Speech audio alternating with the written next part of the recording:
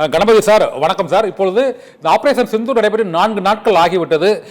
போர் இப்போ ஒரு தீவிர போக்கை அடைந்திருப்பதாக சொல்லலாமா சார்?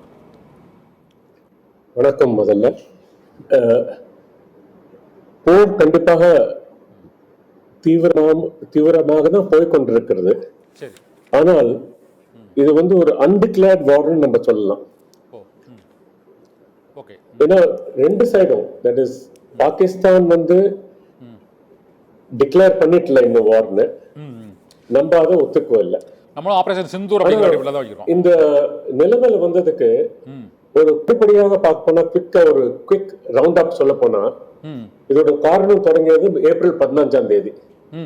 ஏப்ரல் 15ஆம் தேதி பாகிஸ்தானோட chief of army staff general Munir overseas பாகிஸ்தானியர்ஸோட பேசும்போது இந்தியாவும் பாகிஸ்தானும் ஒத்துக்க முடியாது, இந்துஸும் இஸ்லாமியர்களும் ஒத்துக்க முடியாது, நம்ம 2 பேரும் 2 நாடுகள் சொன்னார். அதுக்கு பிறகு அது ஒரு தொடக்கம். இந்த தீவிரவாதிகளுக்கு பயங்கரவாதிகளுக்கு ஒரு ஊக்கத்தை கொடுத்த மாதிரி, கிரீன் லைட் கொடுத்த மாதிரி ஆச்சு. ஏப்ரல் 25ஆம் தேதி பேல்காம் நடந்தது. பேல்காம்ல 25 இந்தியர்கள் ஒரு நேபாளிய காலமானார்.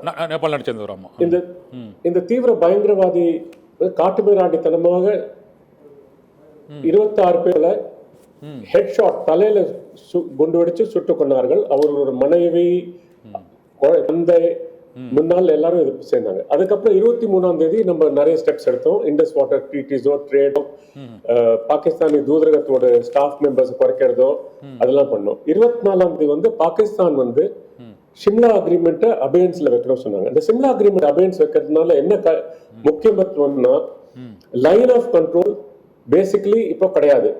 நம்ம லைன் ஆஃப் கண்ட்ரோல் 2 பேருக்குள்ள எல்லைன்னு சொல்ல முடியாது, பட் அதை நம்ம மதித்திருந்தோம். இப்போ மதிக்கிறதுக்கு ஒரு பாதகமும் இல்லை. அதுக்கு பிறகு 25ஆம் தேதி ஏப்ரல் ஐநா பாதுகாப்பு சபையில இந்த சம்பவத்தை ஆலோசனை பெறி அவங்க என்ன சொல்றாங்கன்னா, பயங்கரவாதத்தை கண்டிக்கிறோம், எந்த நாடும் பயங்கரவாதத்துக்கு ஆதரவு கொடுக்க கூடாது. அண்ட் ஒரு இந்தியாவுக்கு நீங்க என்ன வேணா இந்த பயங்கரவாதத்துக்கு எதிர்க்காக எந்த ஆக்ஷன் வேணும் எடுக்க சொன்னாங்க. அதுக்கு பிறகுதான் மே 7ஆம் தேதி ஆபரேஷன் சிந்தூர் வெடிகார்த்தால 1 மணி 5 நிமிஷத்துக்கு நம்ம பண்ணினோம். அந்த இதுல நீங்க சொன்ன மாதிரி 9 தீவிரவாதி சென்டர் மேல நம்ம நடவடிக்கை எடுத்தோம். அதுல நிறைய தீவிரவாதிகள் காலமானார். கண்டிப்பாக அது அவங்களோட ஒரு ஆர்ம்ஸ் அண்ட் லிம்ஸ் உடைச்சா மாதிரி. ஆனா தீவிரவாதிகள் ஒரு ஹைட்ரா ஹெடட் மான்ஸ்டர்னு சொல்லுவாங்க ஆங்கிலத்துல. ஹைட்ரா ஹெடட் மான்ஸ்டர் ஒரு தலையை வெட்டினால் 10 தலை வரா மாதிரி. அதுக்கு அதோட எபிசென்டர், அதோட வேற நம்ம எடுக்கலைன்னா அது வந்துகிட்டே இருக்கும். அதோட வேற எடுக்கிறதுக்கு என்ன பண்ணணும், பாகிஸ்தான் ஆர்மிய கண்டிக்கணும். அது கண்டிப்பு பாகிஸ்தான் ஆர்மிக்கு எங்க இருந்து வர முடியும்? சீனாவோ அமெரிக்காவோ துருக்கியில இருந்து தான் சொல்லணும், நீங்க என்ன தீவிரவாதியை சப்போர்ட் பண்ணாங்க. அதுக்கப்புறம் தான் மே 7ஆம் தேதி ஆபரேஷன் சிந்தூர் தொடங்கி மே 8ஆம் தேதி பாகிஸ்தான் தொடங்கினார். ஆனா ஒரு முக்கியத்துவம் இதுல என்னன்னா, நம்ம 7ஆம் தேதி ஆபரேஷன் சிந்தூர் தொடங்கினது டெரரிஸ்ட் சென்டர்ஸ்க்கு எதிர்க்காக தான் பண்ணோம், பயங்கரவாதிகளோட கூட்டுக்குள்ளதான்.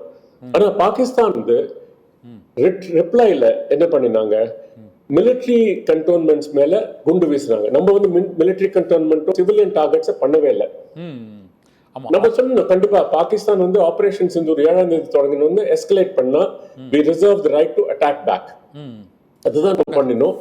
ஆனால் நம்ம கேர்ஃபுல்லா பண்ணினோம். இதை அவங்க இப்ப எஸ்கலேட் பண்ணி முந்தான இந்த ட்ரோன்ஸ் வந்தது, லாய்டரிங் ட்ரோன்ஸ், அந்த ரெகாய்னஸ் ட்ரோன்ஸ் முதல்ல ரெகாய்னஸ் சென்ஸ் பண்ணறதுக்கு. அதுக்கு பிறகு இப்போ ஆர்ம் ட்ரோன்ஸ் வருது. அதுக்கு பிறகு எக்யூப்மெண்ட்ஸ் எல்லாம் ஐ மீன் ஃபயர் பண்றாங்க.